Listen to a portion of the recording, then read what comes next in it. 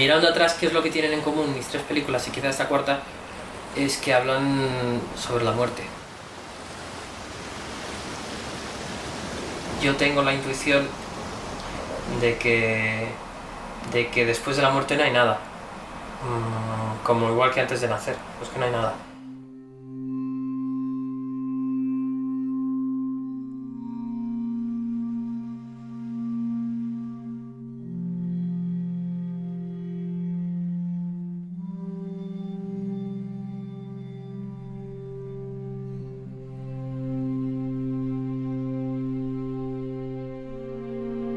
En el año 2002, yo creo que hacia mediados, me planteó la posibilidad de hacer una película sobre la historia de Ramón Sampedro. Ahora mismo me sentiría incapaz de hacer un thriller. Hombre, capaz sí, pero que no me apetece, no me llama lo más mínimo. La reacción inicial siempre es un poco de escepticismo, ¿no? Lo que pasa es que hay confianza en Alejandro.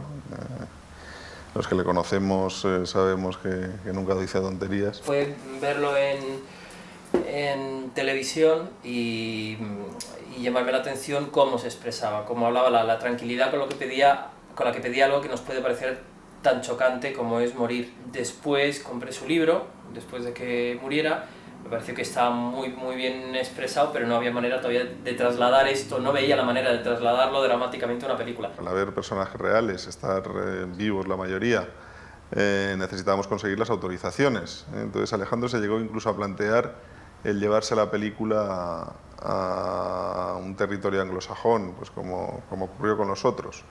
Rodarla en Irlanda, pero esta era una historia que tenía que estar muy anclada en la realidad, en la verosimilitud, en el naturalismo, y decidimos que fuera la historia de Ramón Sampedro. Muchos directores, sobre todo directores jóvenes o directores noveles, hemos mirado mucho a Hollywood.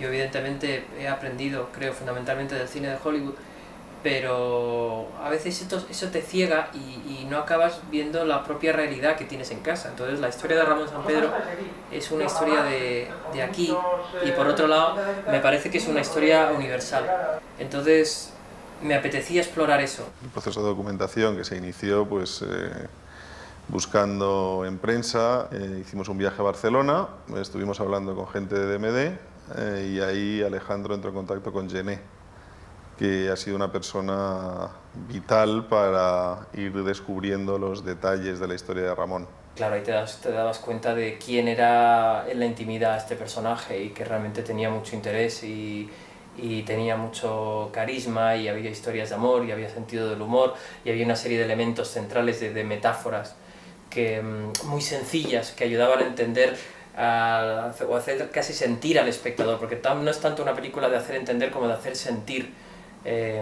lo que es la vida, lo que es la muerte, lo que es el amor. Es una tortura de estar siempre pegado al cuerpo muerto. Creo, o quiero pensar, que esta historia es fiel al espíritu de Ramón. La gana de escapar todos los días de esa sensación. Alejandro empezó a escribir el guión en otoño del 2002. Me dijo que quería escribirlo con Mateo, me pareció muy bien. Primero empezamos a diseñar el argumento en estas posturas. Los genios se colocan cómodamente, como en mi caso ahora mismo, y ponen a un chavalín ahí en el ordenador, idealmente recién salido de la facultad. Lo ponen a trabajar, pero con un Goya. lo ponen a trabajar y de vez en cuando sueltan una idea genial. Mateo escribía la secuencia, yo la escribía también y nos las intercambiábamos. Y ya en función... No, luego cogía él, tiraba la mía papelera y dejaba la suya. Como tiene que hacer un buen guionista, joder. Yo le preguntaba sobre todo a Alejandro cómo iba a hacer que esa historia no resultara claustrofóbica. Entonces recuerdo que hicimos un estudio de cómo estaba compensado interiores con exteriores en la película. Eso llevó a que a lo mejor alguna secuencia que estaba en interior pasara a exterior. Hemos puesto muchísimo esfuerzo en darle ventanas a Ramón Sampedro y al espectador. La ventana era un elemento muy importante para él. En la ventana él decía que no necesitaba nada más, que ahí tenía su mundo, su universo, él se recreaba viendo los pájaros pasar, y le hemos intentado por eso dar mucha fuerza a la ventana en esta historia. No, la cuestión era si yo estaba dispuesto a amar en este estado. ¿Qué estado tenía que amar? Porque justamente ¿Qué es lo que decís? ¿Y es el mensaje que te gustaría mandar a los demás tetrapléjicos? Que deben renunciar. Quizás lo que hay que cambiar es lo del mensaje. A mí no me parece que sea no compatible con el juicio, pero bueno. Que le pregunte de otra forma, que le pregunte, pero bueno, ¿y qué crees que pensaría otro tetrapléjico si te oyera? O sea que un tetrapléjico... O sea que todos los tetrapléjicos No, está bien. O sea, que un tetrapléjico, no por puede el amar. hecho de serlo, No puede amar. Ya, pero es que yo estoy hablando... Es que yo creo que haga la distinción entre lo que son los demás y yo. bueno, O sea, que es un- que yo no estoy hablando de los demás. O sea que... No. O sea que los tetraplégicos No no pueden pueden amar. amar. Perfecto. Entonces, lo que tiene que decir es, ¿qué estado? ¿Quieres decir que te niegas a amar porque no puedo amar? Punto, justamente. Entonces ya queda claro. Porque no... ¿Y dice él por qué? No, ella dice porque Sí. y él continúa la frase. Porque no puedo qué. Porque no puedo amar. Punto, justamente. Entonces sí se entiende que están hablando de follar. No puedo amar. Sí, que te niegas a amar porque... Es un juego bonito, no ¿eh? puedo amar, justamente. A ver, Julia es una persona con mucho más carácter que Rosa. ¿Estamos? Ajá. ¿Sí o no? Entonces yo creo que la clave es la siguiente. Ella está enfadada proyectando en Rosa lo que le está pasando a ella. Pero ahí solo hay un problema. Yo, espera, pongo cara de convencimiento como el que me has convencido. Oye, se está... cojonudo, ¿eh? Cuando Alejandro habla por teléfono, que ocurre bastante a menudo, yo vengo, le hago la pifia y no se lo cuento.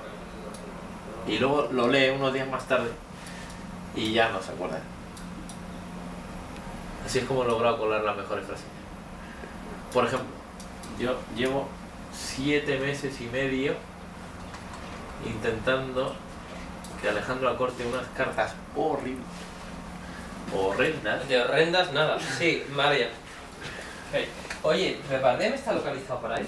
Se queja la gente, o algunos que lo han leído, que va a ser una película demasiado larga y tú me estás proponiendo alargarla aún más. No, yo te digo que ocupa lo mismo. Es más, incluso puede que ocupe menos, lo que yo te propongo. Si tú me lo garantizas sin comprimir la letra, hecho. Pero 126 páginas, colega. Ya tiene... Con las tonterías, si ella es abogada, se quedan 126 páginas. Ayer tenía 128. Pero ya has cambiado todo lo de... ¿Está todo cambiado para que cuele que es abogada? Sí, hombre, con matices. Esto es siendo Mark el ayudante de ella. Coño, Pero ¿y has cambiado ya todos los diálogos? que sí. El de, por ejemplo, cuando tienen que convencerle de que vaya a la audiencia. Sí. No sé, pero yo eso no lo he leído. Claro. Pero antes de que venga la comida... Ahora queda fatal. ¿Ves? Esto me lo tenía guardado a traición. Alejandro escribe los guiones y cuando considera que el guión está maduro ya, entonces te lo presenta. Hablamos con Ramona Maneiro, una vez teníamos el guión, leyó el guión y nos dio la autorización. Hablamos con la familia y nos hicieron algún comentario, pero vamos, comentarios mínimos, ¿no? Y del estilo de que Ramón San Pedro tenía 6 sobrinos, solo aparecía uno, pero claro, por necesidades dramáticas tenía que condensar esa figura en un personaje. Me sorprendió mucho de él cuando me contaron que no es que hubiera una historia de amor, que es que había muchas historias de amor y muchas mujeres que se habían enamorado de Ramón. Y en eso también va un poco la historia, todo un universo femenino que gira alrededor de Ramón. Y es la manera nuevamente de darle una ventana al espectador, de que nosotros por supuesto estemos con Ramón, estamos con las mujeres que están a su alrededor, pero también salgamos de vez en cuando y veamos la vida que se está haciendo alrededor. El vehículo es el melodrama, el vehículo de la película. El melodrama combinado con el humor. Esto venía mucho por la figura de Ramón San Pedro. Era un tío que ironizaba mucho sobre su propia situación. No hemos querido insistir mucho en todo el rollo legal, porque yo creo que esto, como dice Ramón San Pedro, el tiempo pondrá todo en su sitio. Y la eutanasia será reconocida y será legislada y será aceptada en muchos países. Yo creo que es una película muy humana, pretende ser una película muy humana, centrada en los personajes y eso, hablamos de la vida, de la muerte de Dios. Un momento, lo bajamos todo y vamos a hablar aquí de esta gente, de lo que está pasando aquí y ahora. Hay un poco de fragmentación, hay un flashback recurrente que es el del accidente de San Pedro y que tiene que ver con toda la secuencia final en la que muere, pero En general la película está contada linealmente. Pues adelantamos el rodaje del flashback a julio, yo creo que fundamentalmente porque la temperatura del agua en el mes de septiembre, que era cuando teníamos previsto iniciar el rodaje, iba a ser demasiado fría y Javier necesitaba estar en el agua a tiempo. Y hay otro factor, yo creo que pesó en adelantar, es que Alejandro tenía unas ganas de rodar. Es un flashback y yo siempre he tenido bastante recelo de las imágenes de flashback como se tratan tradicionalmente, que también supongo que no hay muchas alternativas, pero quizá la alternativa entre rodar esto en blanco y negro, rodarlo en sepia o con algún tipo de efecto flu. Queremos diferenciar todo lo que es la realidad de la vida de este hombre con lo que él piensa y sueña. Por lo tanto, le vamos a dar en principio un tratamiento diferente, nítido, yo te diría expresionista y muy cromático. ¡Alejandro! ¿Qué pasa? ¿Ya está? ¡Ay, qué miedo, qué miedo! ¡Ay, qué miedo! A Bardem estoy empezando a conocerlo ahora. Como este rodaje está planteado 2 meses antes que el rodaje real, aún le queda crear el personaje. Está trabajando en ello y yo, bueno, pues estoy respetando su estilo de trabajo, que ahora mismo es él está entrando en toda la historia personal de este hombre, se está preparando el gallego, está aprendiendo a escribir como un tetrapléjico y creo que a mediados de agosto me presentará el personaje como él lo ve y cómo se lo ha preparado.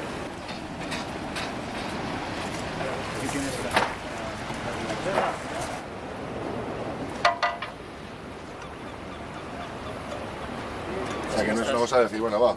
No. Ven, y luego ya... Eso es. Vale, voy con él.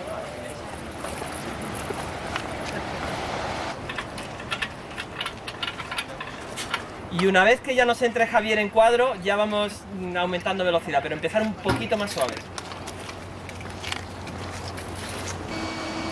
Agua.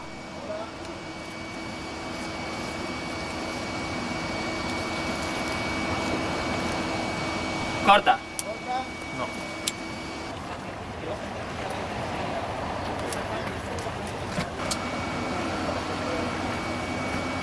Corta. Hola. No, hola. Corta. Está bien, ¿no? Está bien esto. Tenemos a la chica ahí, se vuelve bien, la escoge un poco. Y hola. Bien, esta está muy bien. Coño, esta está muy bien. Otra. ¡Ah!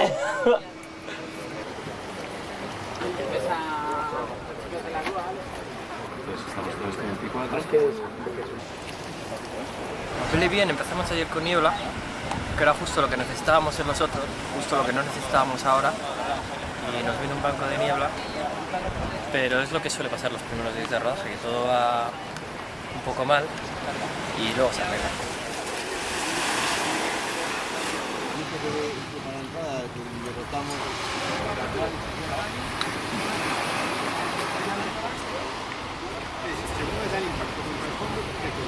Después viene este. No, después de ese vendría uno que tenemos que hacer de pies. De hecho es que este yo creo que igual monto la primera parte de la otra toma, o de la primera, que a mí me gustó más. Justo ahí, luego hacemos la pierna así, y luego este para el momento.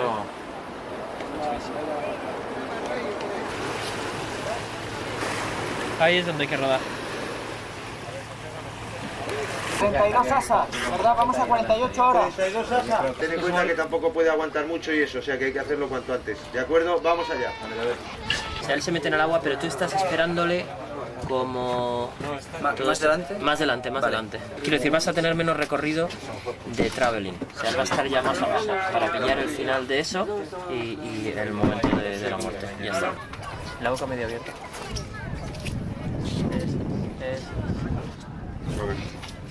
¿Vale? Bueno, parar todo lo demás. ¡Acción! Qué bonito está ahí, colega. Ahí, aguanta. Hostia, qué guapo está. ¡Corta! Bien, hemos cortado. Sale a cero.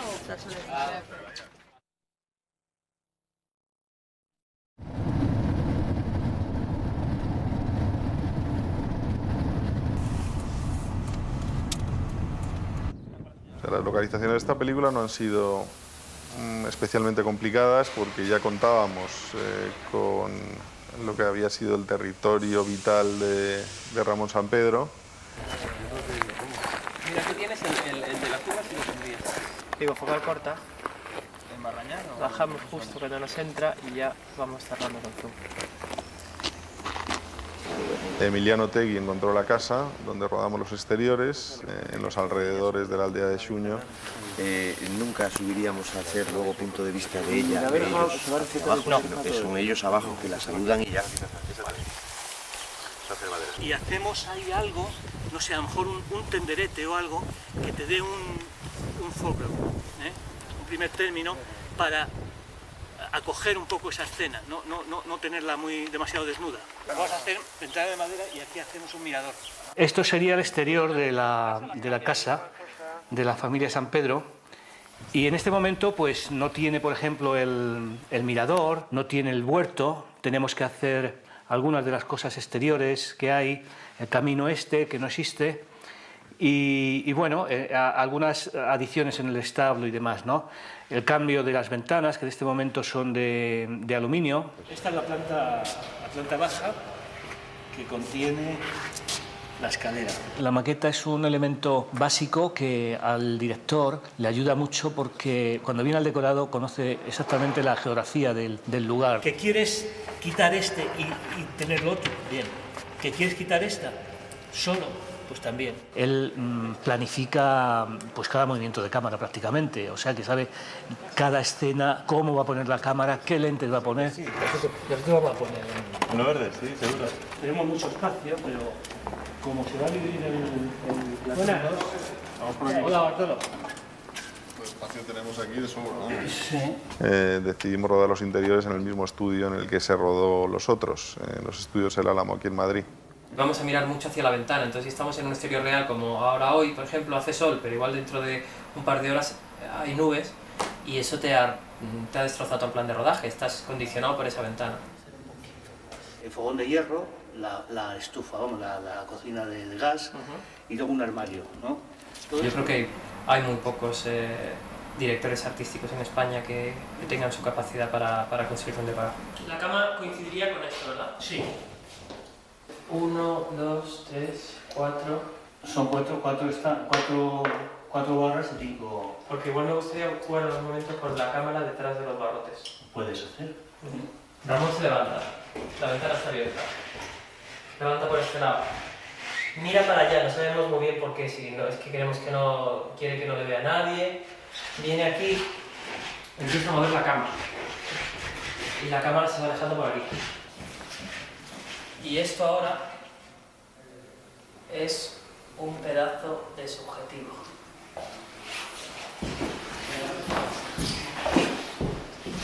En realidad, lo que te está demandando esta historia es que hagas unos decorados totalmente realistas. Este es el que vamos a hacer en Barcelona. Este es el trastero. Este es el mirador, desde el cual se ve el paisaje fuera, ¿no? Y luego también es importante, por ejemplo, la profundidad que puede dar el corredor que hay fuera de su habitación, ¿no? Una ventana al fondo en la cual también se ve el paisaje. Y tú con el cigarro así como lo tienes en la boca mirando. Claro. Voy a ir a nuestro barrio, colegas. Es así más angular. Como vaya antes, ¿eh? Porque es que 50, en este caso, nos enseña mucho a las personas, poco barco. ¡Vamos, muchachos! ¡Ven las velas!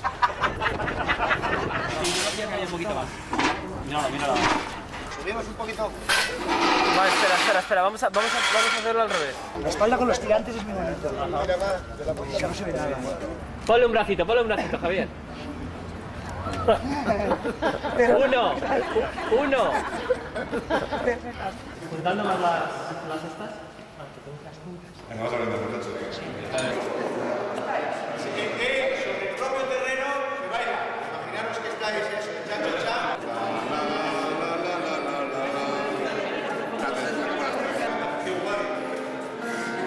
¿Y él cómo se llama el perro? Beethoven, mira para acá.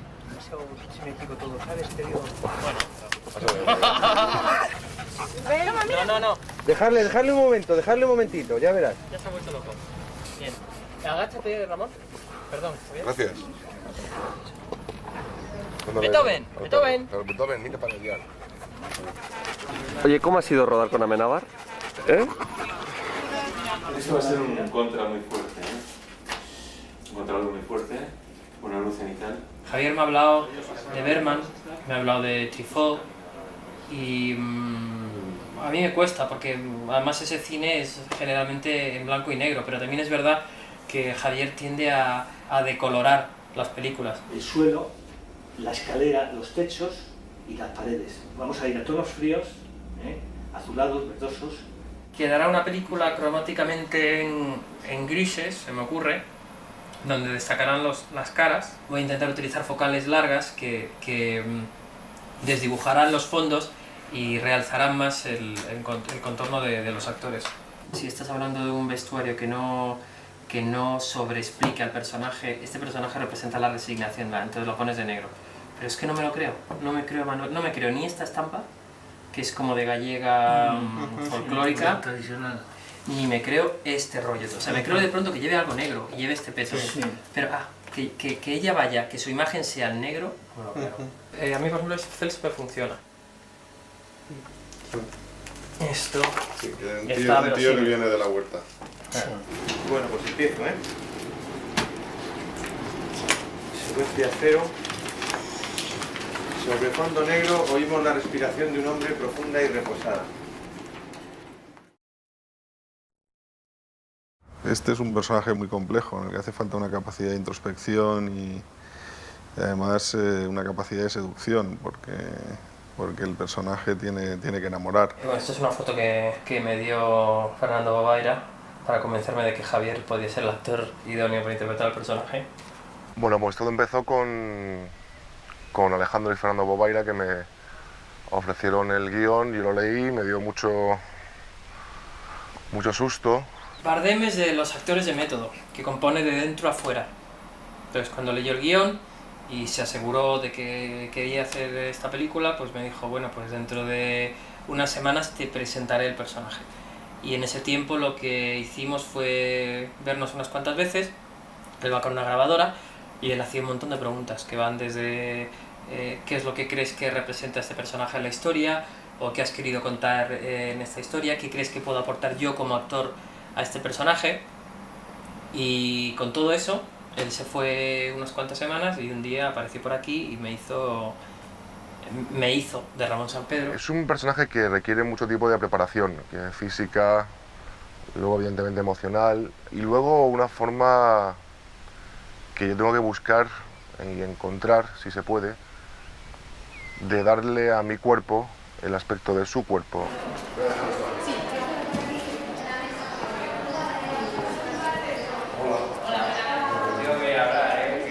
Claro, porque según él hace 7, que es todo esto. Sí, o sea, pero a mí me pega que no.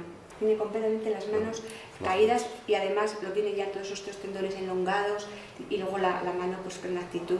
Me agarra. Está así. Pero cuando tú subes y despega la mano y él habla, gesticula y hace este movimiento, pues en este movimiento la mano cimbrea, no se queda rígida. Más abajo. Con la ayuda inestimable de la gente del Hospital de Toledo, hemos estado intentando buscar una postura en la que se parezca bastante a la postura de Ramón Sampedro. Este hombro está descendido, este hombro está más levantado, un pelín. Y es una postura tremendamente incómoda, o sea, es una postura llena de tensiones. Y dentro de eso tengo que, bueno, pues buscar una relajación. Apoyado entre la almohada con un calambrín, eso es. O sea, tienes que tirar... Tengo también la ayuda de un fisioterapeuta maravilloso que ha hecho una almohada especial para que yo no tenga que buscar o encontrar esa postura a través de la tensión, sino que la misma almohada me provoque esa postura. 1, 2, 3, 4, 5, 6, 7, 8, 9, 10.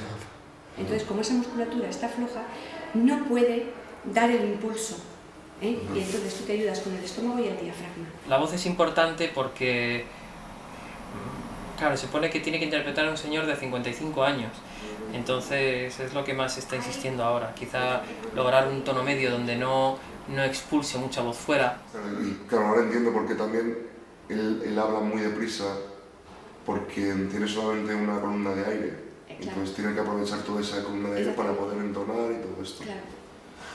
No puede, porque su voz es una voz muy peculiar, es una voz que tampoco tiene mucho color. Es una voz que se agota.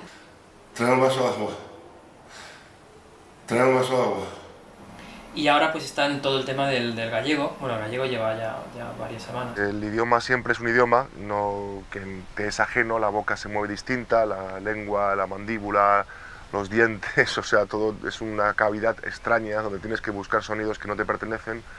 Y eso evidentemente, bueno, pues condiciona tu interpretación, ¿no? A la hora de trabajar yo con Federico, que es el profe, pues intentamos encontrar esa forma que tiene él de hablar, que además, aparte de gallego, el idioma y todo esto, era una forma muy peculiar, ¿no?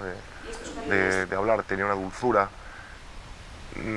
tenía una forma de contar las cosas sin ninguna importancia. Tú cuando te ocurrió el accidente, tenías una novia, ¿verdad? Sí, claro. ¿Y cómo reaccionó ella?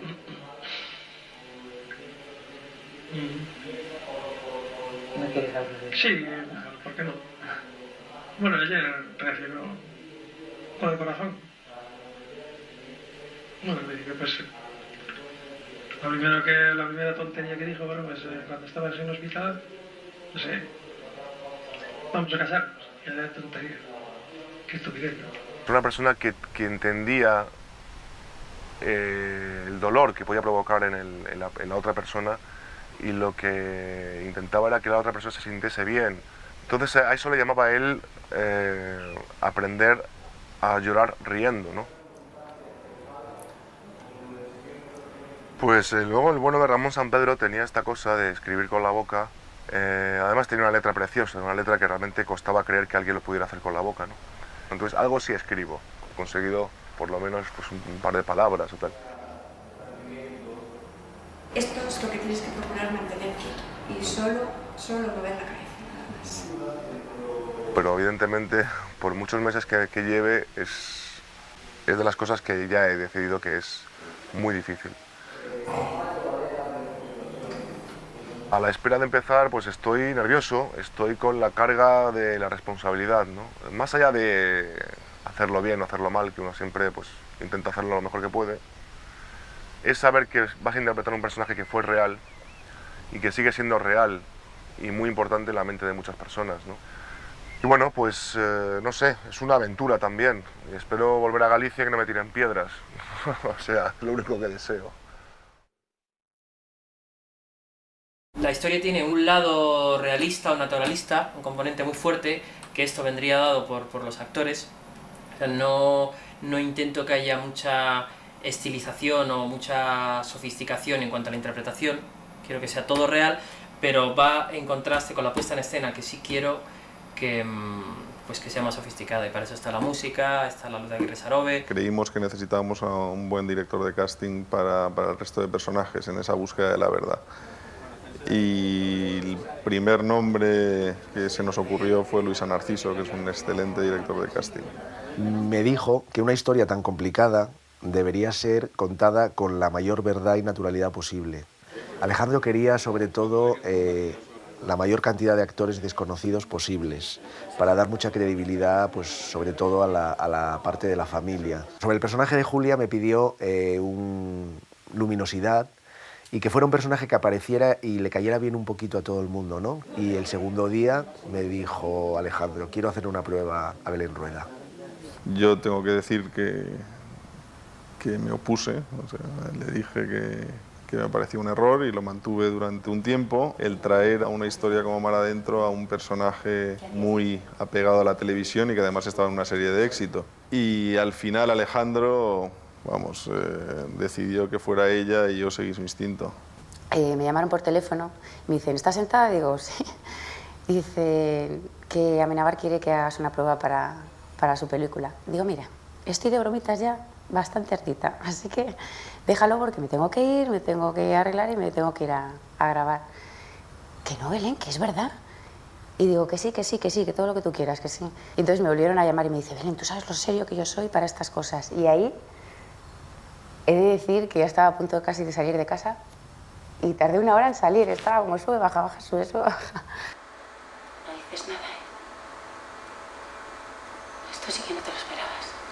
La primera prueba que hice la preparé como la preparamos todos, la preparas a conciencia dentro de lo poco que tienes, pero estaba bastante relajada porque era tan inconsciente diciendo, pues es que esto no puede ser. Hablo con el editor y lo publicas. Será tu testamento. Ahora, cuando me dijeron que tenía que hacer la segunda prueba, casi me muero. Digo, ¿pero para qué si ha hecho una? El personaje de Rosa, bueno, buscábamos sobre todo, yo creo que estaba clarísimo un guión y buscábamos un pedazo de actriz que enseguida nos decidimos por Lola Dueñas, ¿no? Abro el periódico y veo un recuadro que sale Moncha y pone, trabaja en Boiro, y te digo, joder, qué fuerte, digo, que existe esta piba. Yo no sabía ni que existía ni que nada. Y entonces me cogí un autobús, me fui a Boiro y cuando llegué allí digo, bueno, ¿cómo la voy a encontrar? Que eso ha sido una locura. Entonces estuve preguntando pues, en un kiosco que había de periódicos, luego en el mercado, y la encontré.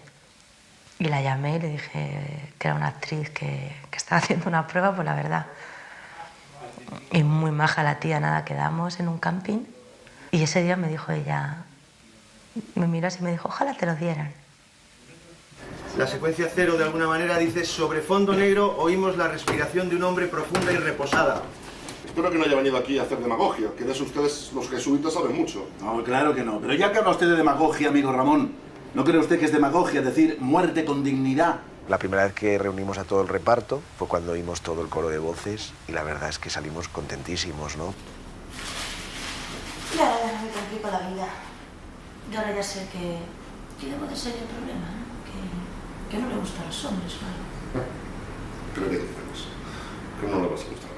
Que sí, Ramón, que estoy llena de defectos. Cuando miro para atrás y veo cómo trataba a los actores anteriormente, hombre, me doy cuenta que igual había una serie de necesidades y había poco presupuesto y no te la podías jugar y tenía unas ideas visuales muy claras, pero ahora siento que no, que hay que darle toda la libertad posible al actor. Pero dice, mira, vete de aquí y haz tu vida como puedas y olvídame. Lo que más ahora temo es que se vicie el texto. Siempre le intentamos dar vueltas para que siempre suene fresco. El gran drama de Julia es que es una tía con miedo a la enfermedad y con miedo a la muerte. Y el amor a Ramón es una agarradera, no es lo que da sentido. Lo que define al personaje de Julia en esta historia no es que Julia es la mujer que ama a Ramón. Lo que define a Julia es que Julia huye. Durante toda la película es una especie de huir hacia adelante en todas las decisiones que toma. No lo tiene pensado como lo tiene Ramón. ¿Quién soy yo? Yo quiero hablar de los tetrapléjicos, yo hablo de mí, no sé qué, no lo ha dicho, pero esta vez lo tiene que hacer. Ya. Y bueno, pues, ¿qué es lo que dices tú? La cara está en un sitio, la emoción en el corazón y la palabra en otra. Pero lo está haciendo de verdad. ¿No fue eso lo que me llamaste cuando vine por primera vez? Mujer frustrada, dijiste. Como en esta película, más que ninguna otra, estoy buscando la verdad, estaré muy abierto a las sugerencias que hagan los actores. Y si se supone mover la cámara, la moveremos o cambiar luces. Pues venga. Antes de empezar cada película, me gusta tener lo que yo llamo aquí el guión técnico, que es bastante desglosado lo que quiero hacer o lo que quiero rodar. Porque al final un día de rodaje se reduce a eso, a número de planos. Al tener que pensar sobre cuál sería la mejor manera de rodarlo, estoy seguro que esta no es la mejor manera, seguro que la manera perfecta no se llega nunca, pero ¿por qué lo miras desde aquí y no lo miras desde aquí? Creo que te ayuda a tener más lucidez y más seguridad a la hora de plantearte luego el rodaje, porque evidentemente no colocas 5 cámaras, sino que dices, no, yo creo que vamos a intentar esto. Lo cual no quiere decir que esto sea la Biblia, o sea, esto se puede romper y cambiar. El 60% de la película transcurre en la habitación de Ramón, entonces a mí me ha dado que pensar si realmente no quiero que el espectador, no que no se agobie, pero que no se aburra de ver siempre lo mismo. Lo mejor será ir acercándonos cada vez más a los protagonistas de esta historia, a los actores, a los personajes, y irlo descontextualizando todo. Y luego a lo mejor volver a abrir hacia el final de la película, pero que todo el centro de la película esté dominado por secuencias en primeros planos. Yo creo que es la película a la que más voy a intentar acercar la cámara a los personajes. Es una secuencia en la que se está hablando de Ramón como encarcelado. Ramón se quiere ir de la casa y José dice que no le va a dejar, entonces Ramón dice, ¿quién me lo va a impedir tú? Me vas a atar más a la cama más de lo que ya estoy. Entonces me gustaría eso, retratar a José a través de los barrotes. Y a Ramón prácticamente engullido por la figura, en plano muy cerrado, y engullido por la figura de José, que si estamos en este lado del eje, pues estará mirando a izquierda, si estamos así estará mirando a derecha. Sí es verdad que visualizo bastante las películas, que sueño, o sea que lo veo de algún modo cuando me lo estoy imaginando, cuando lo estoy escribiendo, y luego sueño. Ahora estoy en esta etapa que estamos como a 2-3 semanas del rodaje, prácticamente todas las noches sueño que rodo alguna secuencia. Eso supongo que está bien y está mal. Está mal porque ni siquiera cuando duermes te desconectas de la historia de la película. Luego también me ha pasado lo de encontrar soluciones en los sueños, es verdad, en soluciones de planificación. La secuencia de Ramón volando, esa fue en un sueño. En un sueño lo vi, que el tío se levantaba, se echaba a volar, digo, coño, a la película.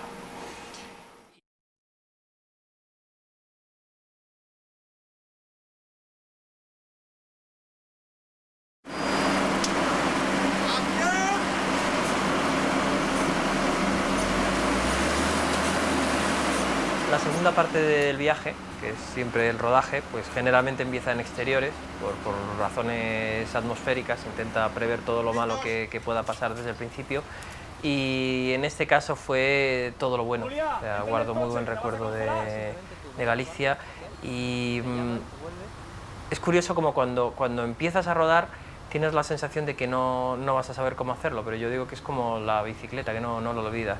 Julia, entra en el coche que te vas a congelar. Ese espacio muerto, un espacio muy valiente. Y aparte esto es con una pieza de Wagner preciosa, que se va fundiendo, que se va justo a fundir con esta panorámica. Es que ese sí me pide focal corta. Este será un 24 o un 32. Este un 40. Buscaba muchas veces, incluso en planos, y en esta primera escena había un plano de 2 personajes, que hubiera algo allí aparentemente imperfecto. Es decir, que los pisaos es algo que en esta película se estaba buscando mucho. ¿Por qué los personajes no van a poder dudar sobre lo que dicen? Esto no quiere decir que todos estén todo el rato haciendo pero sí que de pronto se pisen. Yo decía, cuando un actor o una actriz pisaba al otro, decía, esto es oro, no hay que seguir rodando como sea, esto es oro. Hostia, y el barco está cojonudo, colega, que no lo muevan. No mováis el barco de momento se queda donde está. Estuvimos rodando en Galicia durante 3 semanas. Parte de ese rodaje fue la presentación del personaje de Rosa. Es un personaje que es muy locuaz y me hacía gracia presentarla casi sin palabras. Para que quede como mitad del plano, tarda un poquito más en hacértelo del pelo. Todos son planos muy concretos que están rodados en Noia, supuestamente Boiro, y ya digo, donde sin palabras intentamos ver qué tipo de vida hace esta mujer. Pero luego que esté ahí encuadrado no está mal, ¿eh? Bueno, yo físicamente no me parezco a Moncha. Yo elegí coger cosas muy pequeñitas, la manera de andar, un gesto que tiene con la boca, que hace así, todo el rato, y cositas así pequeñas. O sea, yo, por ejemplo, el trabajo que hace Javier, eso no sé hacer. Es que es alucinante, ¿no?, lo de convertirte en otro. Pues son las 9 menos cuarto y aquí estamos, en Radio Boiro. Es una mujer muy valiente, muy falta de cariño, que es lo que la pierde. Y una mujer con una sensibilidad muy especial y con una vida muy dura, la verdad. Por entrar en una fábrica con 14 años, en la conservera, y estuvo allí muchísimo tiempo hasta que las echaron a todas. Lo más gracioso del rodaje en la conservera fue primero comprobar que no rodamos ni un cuarto de los planos que tenía pensados en principio. Al final quedó todo reducido en 2 planos. Pero sobre todo lo de los gorritos, tener que andar con esos gorritos de pastelero.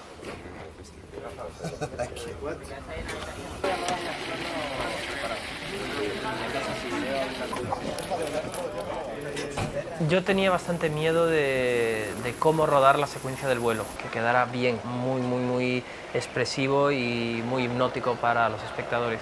Y eso suponía que nos teníamos que hacer un recorrido a ras de suelo a veces para conseguir ese efecto, ¿no?, de vértigo, de subir, bajar. Y bueno, a veces los planos en principio más difíciles, como eran este, se convierten casi en los planos más sencillos. En una mañana teníamos rodado el plano. Exactly. So we'll do that, and then we'll come back here, change the filter, do the mountain shot. If it's clear, otherwise on the beach. ¿Te acuerdas de Pulp Fiction cuando va Lobo, creo que se llama, va Harvey Keitel? Señor Lobo. Esto es igual, estos llegan y dicen esto y esto. Lo hacen. La continuación de ese plano es una grúa que baja hasta Belén en la playa. Ese plano, que en principio parecía mucho más sencillo, se convirtió en el plano pesadilla, porque hacía viento en la playa, eso cimbreaba la grúa, y la grúa, bueno, la estaba moviendo entre 6 o 7 personas, y ahí fue, no sé, tercera o cuarta toma donde salió perfecto, pero fue esto que dices, Dios existe, porque bajó la cámara perfectamente, llegó hasta Belén, justo se acercó la mano de Bardem, todo sincrónico, y nada falló, y de hecho solo conseguimos esa toma. Ahí fue, dice Javier Aguirre Sarobe, donde pensó que esta película tenía buena estrella, porque dice, si hemos conseguido hacer este plano, ya conseguimos hacer cualquiera. Cogiéndoos la mano, hacia abajo. El momento de los besos era algo además que le preocupaba bastante a Javier Bardem, porque el concepto de maquillaje se ha pensado para Javier tumbado. Entonces ahora vemos a Javier de pie besándose con Belén, nos daba miedo que se pudiera quedar ridículo. Además teníamos muy poco tiempo porque teníamos justo el cuarto de hora de salud crepuscular, y Javier Aguirre Sarobe sugirió lo de el aquí te pillo, aquí te mato, que es ponerse cámara en mano y dar vueltas alrededor de ellos, y les íbamos diciendo, centrarnos mucho en lo que es los sentidos, ¿no? El tacto, el quitándole el chaleco, los besos, y dando vueltas alrededor de la cámara, jugando siempre con la luz que entra y sale a través de sus cabezas, y pues eso, rodado de un modo bastante caótico, que es la idea en la que pretendo montarlo, ¿no? Casi sin continuidad. Teniendo muy claro que esta no iba a ser una película de juicios, pero bueno, esta era la pequeña pincelada jurídica, queríamos mostrar cuál es la situación de la justicia respecto a la eutanasia ahora mismo en España, y reflejarlo a través de un hecho que a mí me pareció fundamental. Señorías, mi cliente desea dirigirse a ustedes para que puedan oír de su propia voz. No ha lugar, no necesitamos oír. Señorías. Y es que a Ramón no le dejaron leer un comunicado. Y el planteamiento que le dio Francesc fue algo muy humano, no fue declamar hablando a los jueces, sino prácticamente hablando a los espectadores. Me parece que fue un día magnífico. Había tensión, había concentración, había un fragmento para defender. Señorías, esto solo puede hacerse basándose en creencias metafísicas, es decir, religiosas, en un estado, repito, que se declara laico. Y ahora con la venia de la sala, Ramón San Pedro... Y ahí ya te estás sentando. Muy bien, y ahora con la venia de la sala, sería ahora con la venia de la sala, Ramón San Pedro, que se presenta ante el público, querría leerles un breve escrito en un lugar. No sé, me parece un tío que da mucha libertad a trabajar a la gente, a los actores, te marca muy bien qué quiere, los parámetros, pero de ahí a ahí es tuyo el camino. Y eso me parece para mí, como actor, un regalo. Si no, al final los actores parece que no tenemos mucho margen de trabajo, parece que no formamos parte de la película más que para decir el texto. El grueso del rodaje en exteriores transcurre en el exterior de la casa. ¿Qué está con ella? Hay un momento en el que claramente se plantea un triángulo en esta historia. Ojalá fuera yo también abogada. Pero claro. Rosa llega con las filloas y de algún modo se va resentida o acomplejada porque siente que es lo único que puede aportar, mientras que dentro de la casa está Julia con su carrera universitaria ayudando a Ramón con su libro. Entonces las filloas representan un poco el contraste, ¿no?, del mundo rural frente al mundo urbano. No tienes que no sé qué, no sé cuánto, te lo está poniendo clarísimo. Tú aparta. ¿Qué mereces la que ¿Vale? Vamos allá, estamos listos, ¿eh? A lo mejor ni siquiera sin mirarla. Vale. Esa secuencia en concreto la confié completamente a la intuición de Lola. Lola llegó y me dijo que ya en teoría iba a llorar en muchas otras secuencias, que por qué no se contenía. Vale. Ya te dije que tú no tienes que cocinarle nada, ni lavarlo, ni afeitarlo, ni nada de nada, que a Ramón ya lo cuido yo. ¿Entiendes? Buscamos también eso, que se pisaran las dos, que improvisaran. A lo mejor probamos unas veces con diálogo, otras veces la cara de Mabel intentaba reproducir lo que estaba en el diálogo, simplemente diciéndolo con los ojos. ¿Qué está con ella?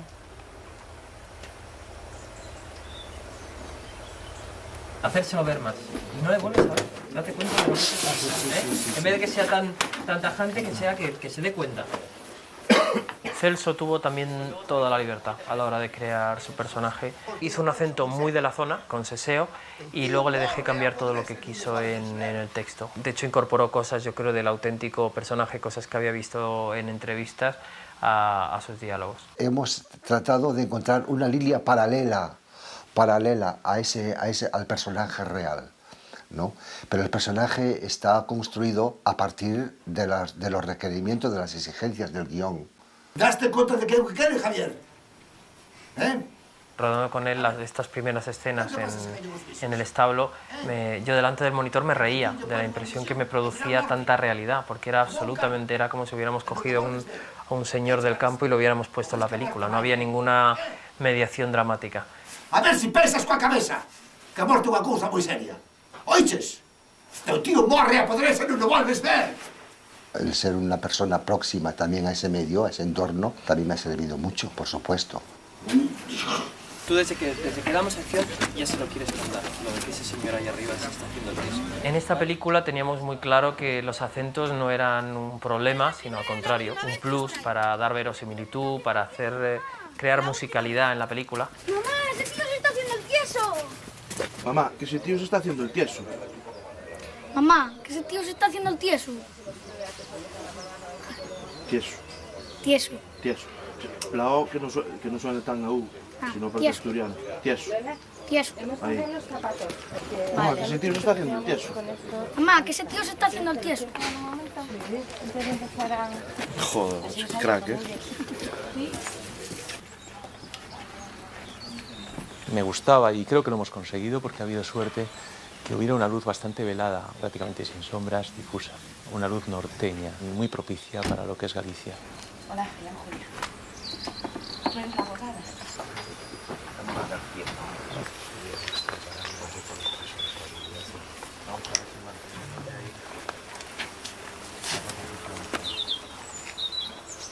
Bueno, ese es un drama. Todo el mundo sabe que cuando uno trabaja en exterior está a expensas de lo que pase en el día, ¿no? El sol, la luminosidad, etc.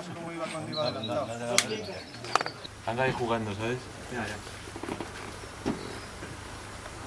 Venga, vamos. ¡Motor! A ver, otra aquí. Aquí. Ahí como el baño, sí. Bajo un poco esto, Quedamos finalmente en que no, ¿no?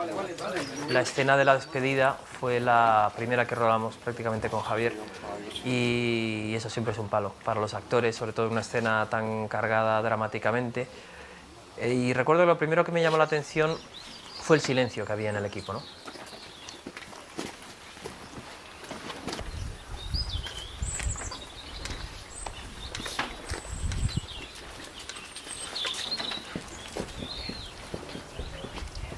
Cuando ya se ha acercado Javi y le ha dado el abrazo, nos acercamos lentamente. He tenido siempre a Spielberg muy presente en esta película, pero en concreto en esta escena puede resultar chocante, pero yo pensaba mucho en E.T., el tipo de emociones que provoca E.T. en los espectadores, ¿no? Esa especie de euforia y melancolía mezclado con humor, me parecía que en esta escena tenía que estar muy presente. Recorremos, nos quedamos aquí con Tamar. El abrazo es un elemento fundamental a la hora de hablar de emociones. El abrazo simboliza muchas veces el adiós, como es este caso. El abrazo está presente en E.T., en la escena de la despedida concretamente, y aquí tenía que estar muy presente. Quizá no conseguí transmitir exactamente lo que quería, que en realidad es un abrazo unilateral, es decir, Ramón no puede mover los brazos. Bueno, Ramón, ahí voy. Yo creo que del mismo modo que para los espectadores es progresivo todo este proceso de entrar en el personaje de Ramón Sampedro, lo fue para todos nosotros, porque es un trabajo muy sutil el de Javier. ¿Me cierras ahora las puertas, chaval? Era mi obsesión. Tenemos a San Pedro, tenemos la edad de este hombre, pero por encima de todo estaba la emoción de él al despedirse de sus familiares.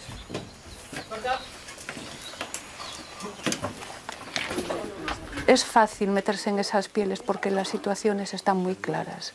¿Cómo va a reaccionar una mujer como Manuela, que ha estado al servicio de este hombre, cuando de repente ve que se le va y ella sabe que no lo va a volver a ver vivo? A mí en ese momento lo que me funcionaba es: esto es terrible, pero no me puedo dejar llevar, porque si no, aquello podía ser un mar de lágrimas. Mabel supo graduar su duelo, su llanto ante Ramón, y está progresivo, de hecho, a lo largo de la escena cada vez va llorando más y más y más, y me pareció un ejercicio de técnica y de emoción perfecto. Nos pasó una cosa muy graciosa con Tamar Novas, y es que en los planos en los que veíamos a Javier, Tamar estaba llorando, claramente. Ahí Javi sigue sin darse cuenta realmente de que su tío lo que se va es a morir y no va a volver. Cuando me susurran unas palabras al oído me puse a llorar, y suerte que era un plano que no me sacaban de lleno mi cara, porque me eché hacia atrás y yo estaba llorando realmente. En esta última toma, por ejemplo, me falta más de darte cuenta. Y al día siguiente, que teníamos que rodar sus planos, era como que se había quedado seco y le costaba muchísimo llorar, estaba desesperado, pero bueno, finalmente lo logró. Me estuve intentando guardar todos esos sentimientos para luego soltarlos con la mayor sinceridad que podría tener el personaje, pero fue lo que más me costó.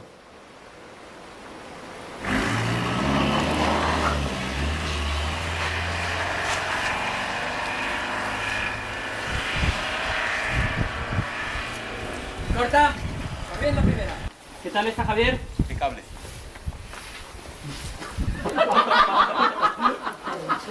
Chicos, que no dudas. No, está bastante bien, ¿no? Sí, está muy bien. Sois una banda. Que vienen por allí.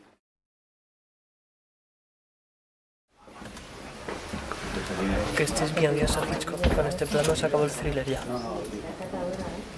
2, 1, segunda. Clara. La que está cayendo. Después del rodaje en Galicia, pues nos fuimos al rodaje en interiores, además empezando por la habitación de Ramón, lo que algunos llamaban la habitación del pánico. Íbamos a concentrar todo el rodaje en ese escenario y nos daba miedo sentirnos agobiados, un día tras otro, planteando una y otra secuencia en el mismo decorado. Bueno, vale.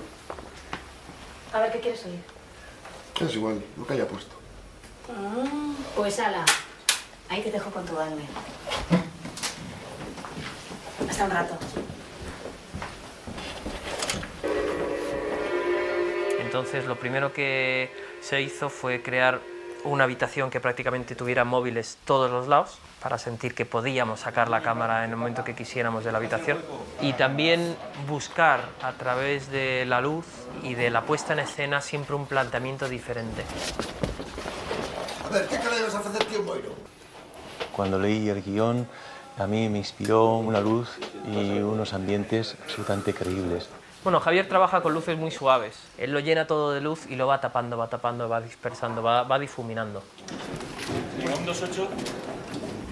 Nosotros que estamos acostumbrados, como editores de fotografía, a introducirnos en la ficción con determinados artificios, aquí esta historia supone una contención de esa imagen un poco virtuosa. Tu tío se va a Boiro.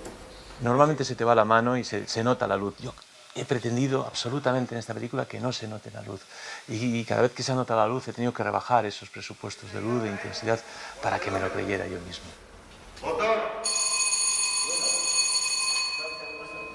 Acción. Hola. Yo creo que desde niño siempre hay algo que me ha apasionado en los trucos, en el engaño. El fondo, lo que son las montañas, está hecho a base de unos translates que yo he iluminado por detrás, unas transparencias, siempre con la idea de que cuando nuestra cámara traspasase los cristales del umbral de esta ventana, descubriera un paisaje como si estuviéramos allí.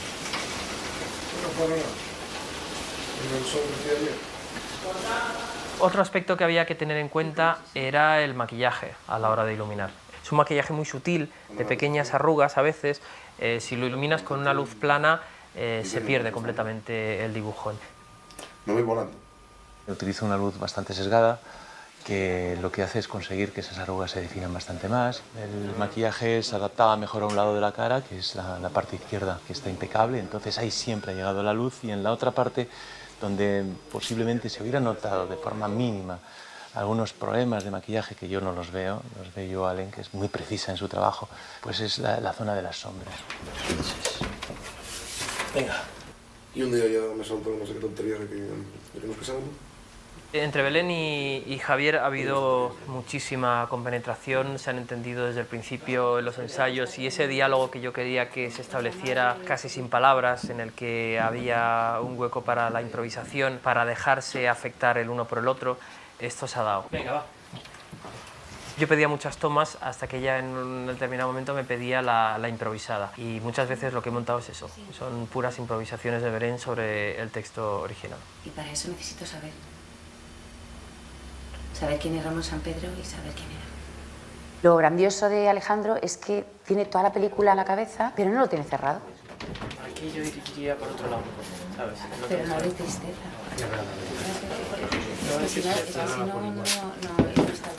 Y entonces hace que durante el rodaje estén las secuencias vivas, estén los sentimientos, las emociones, todo lo que surge vivo, y se cree esa magia que yo creo que no surge muy a menudo y con mucha facilidad. Y también escribo. ¿Ah, sí? ¿Qué escribes? Vamos a ver, tú viniste aquí a verme a convencerme. No, yo vine porque quiero ser tu amiga, Ramón. Bueno, pues si quieres ser mi amiga Rosa, empieza por respetar mi voluntad. Javier ha encontrado el personaje realmente cuando se ha metido en la cama. Ahí es donde he tenido la sensación de que estábamos frente a Ramón San Pedro. ¿O quieres que te escuche yo a ti? Hombre, así bromeando, pues que te paguen por estar en la cama todo el día no está mal, ¿no? Lo que pasa es que no era estar en la cama solamente, sino era coger una posición física bastante incómoda dentro de una cama que tampoco es muy cómoda. ¡Motor! La gran dificultad pues ha sido aguantar todo lo que es tener la espalda arqueada para los planos frontales. Para que relaje la musculatura. Y luego transmitir esa energía justa para que esté hipnotizando a los espectadores, pero no esté dando demasiada energía que nos separe del personaje del que estamos hablando, que es un tetrapléjico. Si me quieres convencer, tienes que darme una justificación racional, ¿eh? Y ha sido el reto de esta película, ¿no? Crear energía desde lo estático. Porque había muchas veces en las que yo tenía demasiada ansia por conseguir cosas que él no la tenía. Y es ahí cuando conseguía conectar con lo que él debía sentir, que es la inmovilidad, ¿no? El saber que uno no puede cambiar demasiado desde ahí las cosas. Pero primero tienes... ¿Qué haces destapar? Alejandro siempre ha estado ahí, tranquilo y dando mucha fe, mucho cariño y sobre todo con la seguridad que te da saber que hay alguien que lo tiene todo muy claro y que va a rodar la película que él tiene en la cabeza y que es una película que a ti te va a gustar.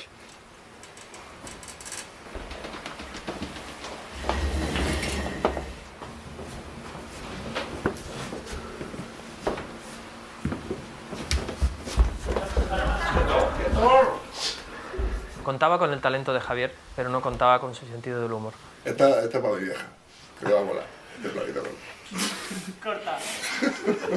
Es fundamental para destensar un rodaje, tener a alguien con el que te ríes. Perdonadme. Ya, venga, Ramón. En esta cama ha pasado de todo, ¿no? Me he reído, he llorado, pero he disfrutado mucho intentando ser alguien que no soy, que era Ramón San Pedro, y con todos mis respetos y mis distancias, ¿no? Cada mañana, Manolo. Cada mañana. Cada mañana me afeitan y cada mañana me tomo mis desayunos súper bioenergéticos, con muchísimas vitaminas y cereales. Pollo de nata. Sí, es bueno. Porque uno quema muchas calorías, ¿verdad? En esta película. Como no hago más que moverme. El maquillaje ha sido duro, ha sido lo más duro de la película. Encontrar la paciencia de estar 5 horas todos los días tumbado recibiendo plásticos calientes. Suena así un poco dramático, pero es que es así, ¿no? En un principio salía del maquillaje irascible, con la impotencia de no poder moverme, ¿no? Bueno, pues al final uno se acostumbra a todo, ¿no? Pero ha sido la parte que más me ha costado, porque después de esas 5 horas me quedaban 10 de trabajo, ¿no? Acababa muy cansado.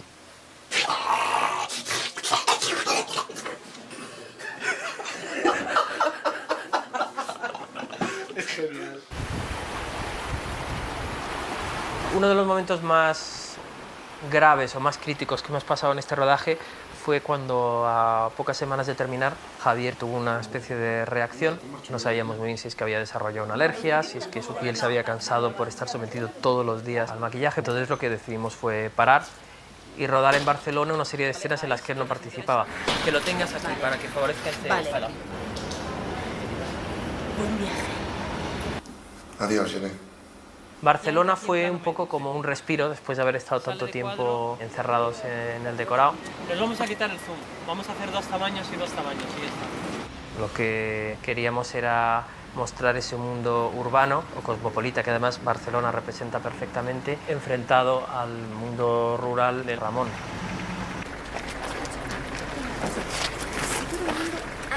Si nadie da este paso, si todo el mundo... Una de las cosas que más me llamó la atención de la historia real es que Jenné se había quedado embarazada durante todo este tiempo en el que conoció a Ramón y le apoyó en su lucha jurídica. El que se estuviera gestando una vida al mismo tiempo que este hombre pide salir de la vida. Entonces, mostrar el parto era una manera de hablar del ciclo de la vida, ¿no? Lo importante es esto, la energía de este personaje, de tirar para adelante, aunque sea con un bombo así. La tía se va a un juicio y no sé cuántos y hay que luchar y Ramón, coño, no te rindas. Y sí que en este sentido por eso la veo menos personal, ¿sabes? Más símbolo.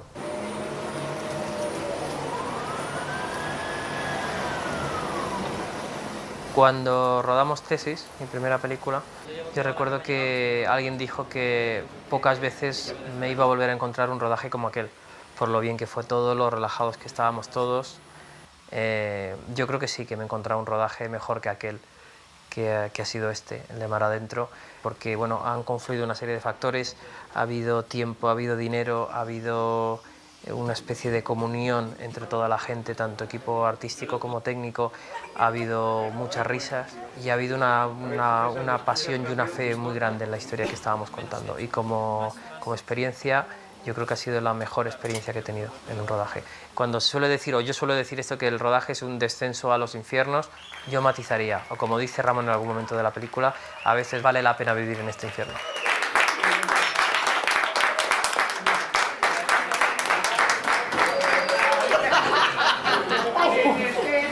Nosotros, eso sí que nosotros.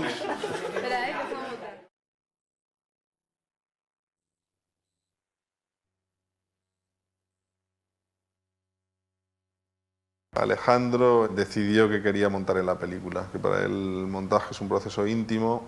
Yo creo que eso tiene que ver con cómo él planifica sus películas, que las tiene muy claras en su cabeza. Había muchísima intimidad en todo aquello, algo que habían estado trabajando los actores durante meses y me apetecía estar solo en la sala de montaje con ese material. Bueno, solo con mi ayudante, pero no tener que estar confrontando constantemente lo que haces y luego, eso sí, contrastarlo más tarde con otra gente, con amigos, etc. Yo digo siempre que me gusta mucho cortar, sorprenderme cuando de pronto te das cuenta de que cosas que dices, no, esto lo dices en guión, esto es imposible que nos lo podamos llevar, esto tiene que quedar aquí, y descubrir que a veces una mirada de un actor te está contando muchísimo más y que queda explicado.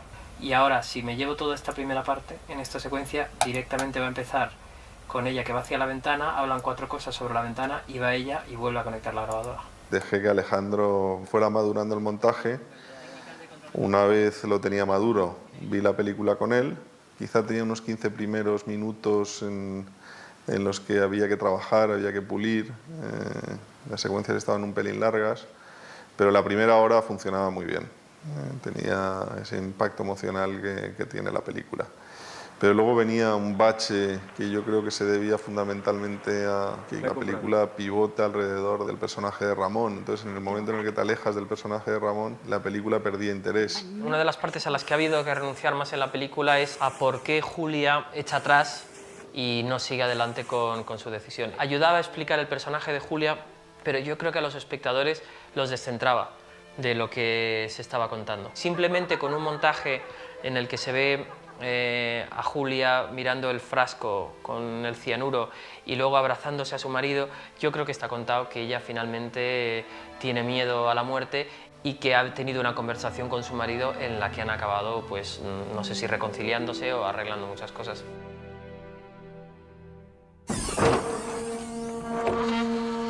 El emplazamiento de la secuencia de los curas, al igual que había ocurrido en guión, planteó problemas. Para mí era como un paréntesis. No hacía avanzar dramáticamente la película, pero me parecía que era importante mostrar cuál es la posición de la Iglesia en todo esto.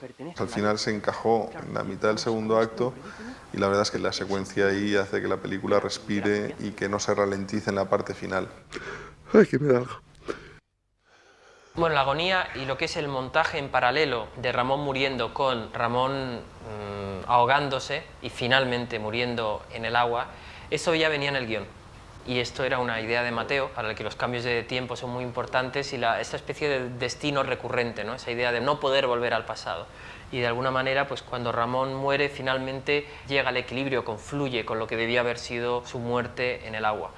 Cuando rodamos la escena me pareció que era demasiado crudo, entonces pensé, digo, no puedo montar esto, porque esta no es la dinámica o la línea o el tono que hemos seguido con esta película.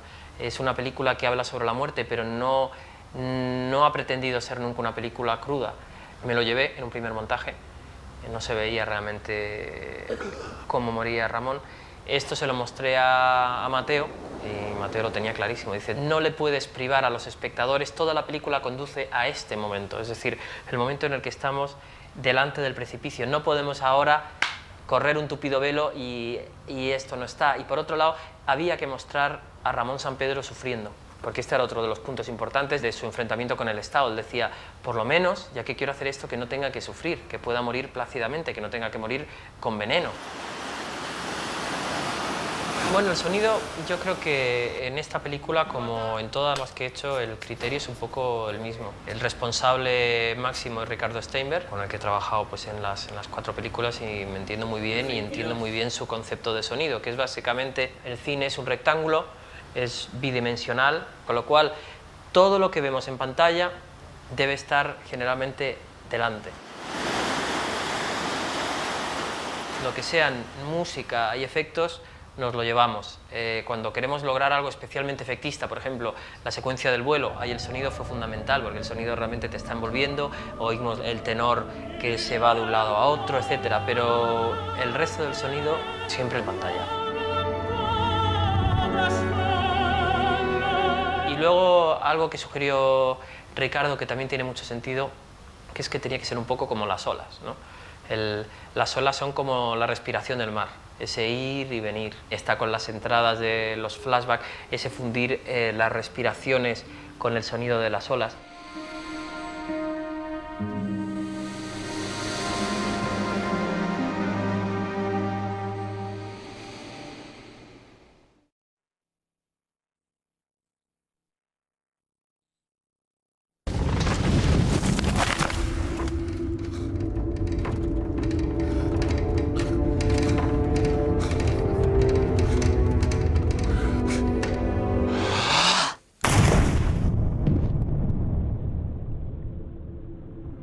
Yo procuro que lo digital, lo pongo entre comillas, pues me libere como director. En este caso, toda la película había decidido Javier Aguirre Sarobe que tendría un tratamiento digital posterior, es decir, íbamos a rodar en soporte cinematográfico, pero después etalonaríamos y arreglaríamos digitalmente.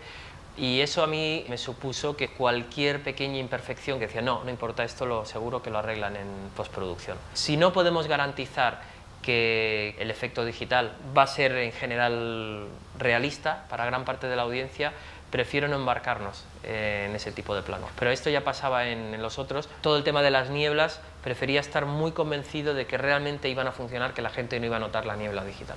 Los efectos digitales están a cargo del mismo equipo, liderado por Félix Vergés.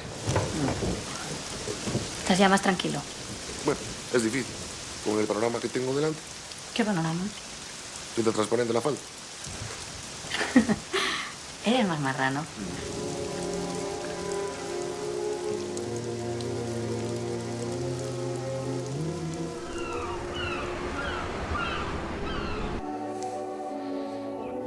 La secuencia del vuelo la planteamos siempre, a pesar de ser un sueño, que fuera lo más realista posible. Y luego, digitalmente, lo que se hizo fue superponerlo al fondo de la ventana.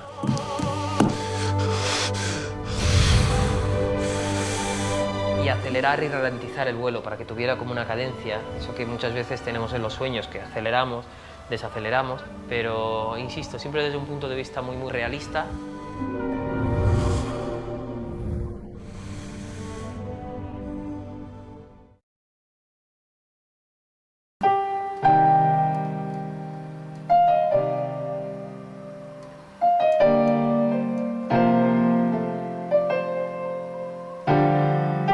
Mi método siempre ha sido probar mucho y echarle muchas horas delante del teclado. No tengo conocimientos musicales, entonces con una claqueta voy sumando pistas y voy sacando los temas.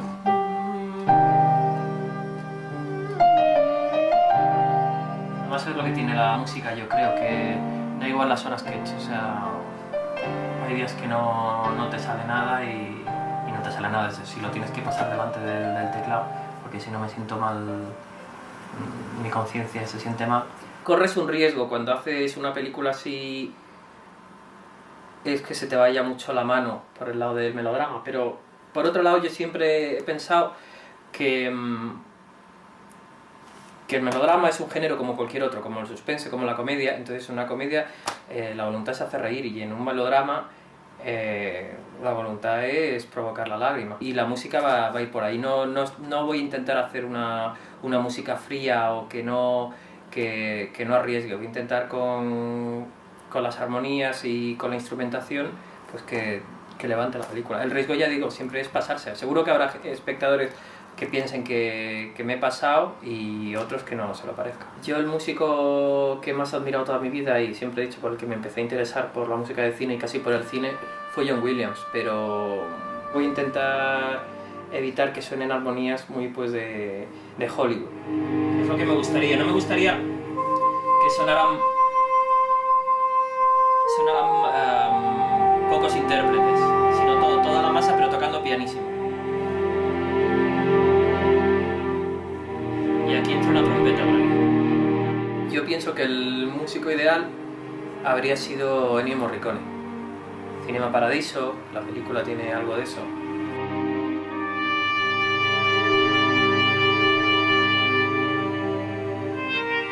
No sé si le dará un aire más italiano a la música,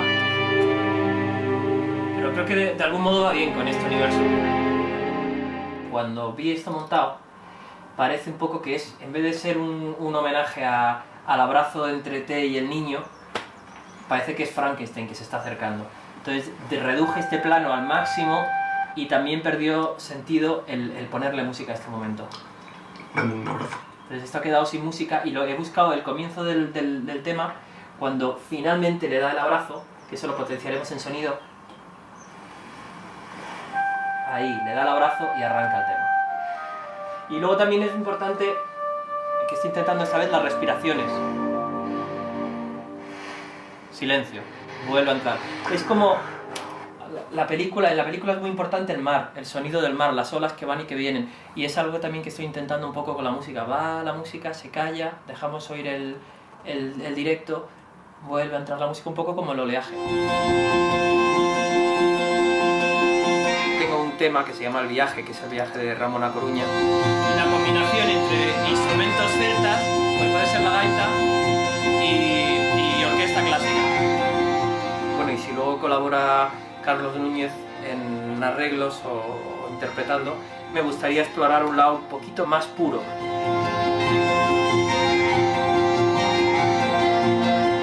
He dividido la música en 3 temas. Uno es el tema principal, el tema de Ramón.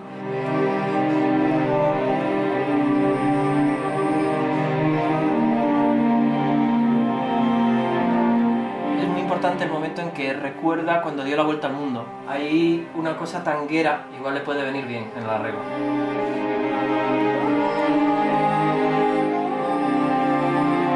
Por ejemplo, el acordeón.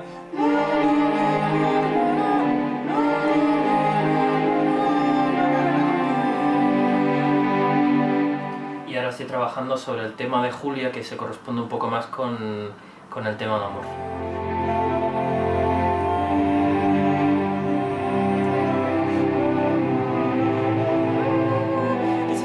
Tema de amor.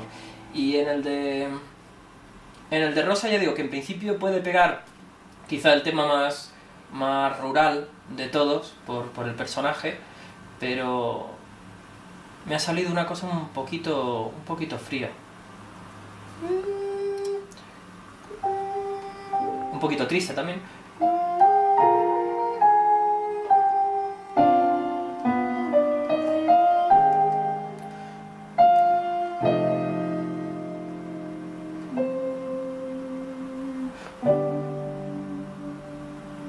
Siempre lo he intentado hacer porque por miedo, por querer no acaparar, pero tener la sensación de que yo sabía mejor que nadie lo que quería, y como más o menos me defendía con el teclado, pero creo que igual también debería probar y darle una oportunidad a alguien y darme una oportunidad a mí de dejar que otra persona pruebe y pruebe melodías y me haga propuestas musicales, y si definitivamente no funciona, pues volver a intentarlo yo, pero creo que sí, que la próxima película voy a intentar desentenderme de la música.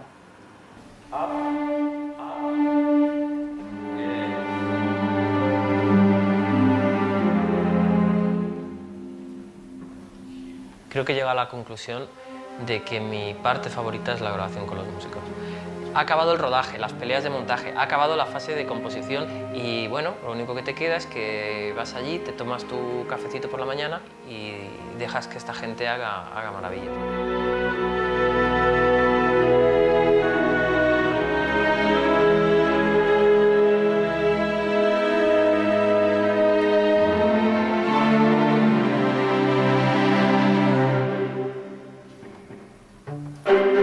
Siempre me acompañan, al menos en estas dos últimas películas, Claudio Gianni como orquestador y como director de la orquesta.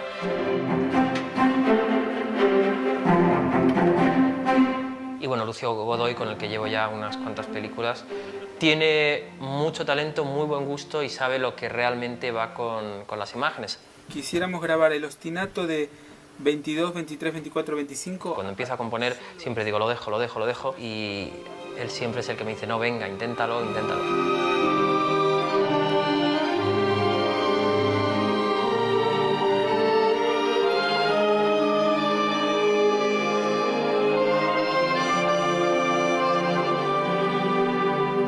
Dile a Claudio que no se le baje cuando lo baje. Hay una comunicación que en este caso a veces iba de mí a Lucio, Lucio a Claudio y Claudio a los músicos. Que suba bien. Vale. Claudio, dice Alejandro que tengas cuidado de que no se te baje, así lo dice él, en el 18. Mira, la cuerda hace esto. Cuando intento comunicarme musicalmente, mi principal problema es que no sé leer ni escribir, ni si me apuras tocar, porque toco de oído. Muchas veces tengo que recurrir a cantárselo literalmente a los músicos. Lo que pasa es que si son músicos tan buenos como estos, lo pillan enseguida. Composer asks if it's possible to play ta ta ta ta. Espera, ven. Te lo va a cantar Alejandro, escucha. ¿Lo pongo a todos? No, si te ocurra, ¿eh? Vale. No, se lo pongo a él, venga. Escucha. 1, 2, 3, 4. No. That's the composer voice, huh? 1, 2, 3, 4.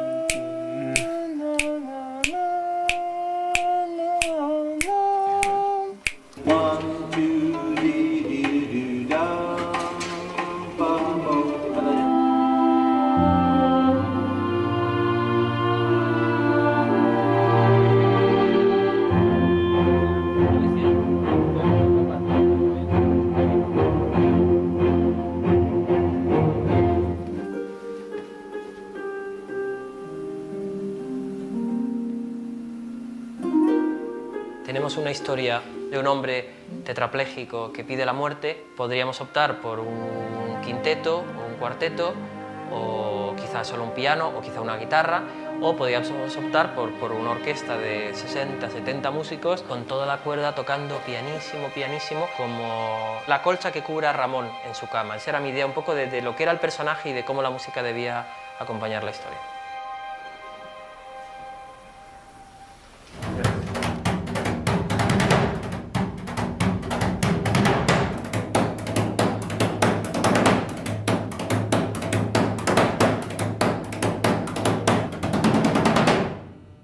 Mi participación o colaboración con Carlos Núñez básicamente nació de Negra Sombra. Yo oí ese tema cuando estaba localizando la película y me enamoré de esa canción. No sabía muy bien cómo la iba a incluir en la película, pero pensé, digo, esto hay que incluirlo como sea.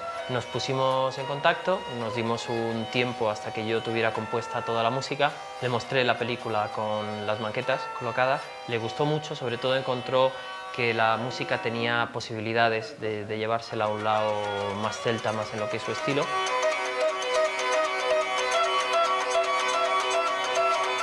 Y realmente aportaron mucho y consiguieron que el sonido fuera íntimamente celta, es decir, que de pronto no fuera la gran orquesta sonando, sino que fuera la gran banda celta tocando y celebrando la vida.